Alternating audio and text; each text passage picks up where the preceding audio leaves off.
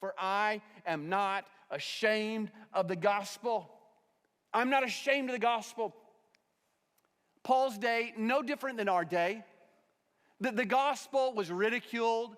The gospel was ridiculed as foolishness. The gospel was considered incredibly offensive.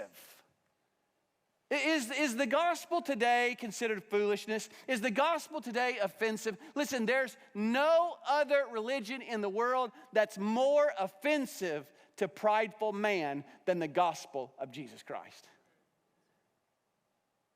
If you believe in the exclusivity of Jesus Christ to save, you are turning yourself broadside to the world, and you will take some hits. In some way, shape, or form, you're going to take some hits. Paul says, I'm not ashamed. And he says this because there was a rumor that maybe he was. But I also think he says this because he knows that some of us would be. And I think all of us, if we're honest this morning, have at some point or another been in a situation in our workplace, in our community, where God presented an opportunity for us to be bold about the gospel, and we were a little ashamed.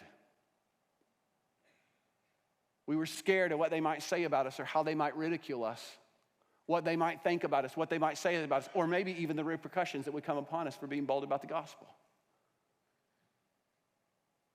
Paul says, I'm not ashamed. And here is why Paul's not ashamed. This is why we are to not be ashamed. Look at what he says.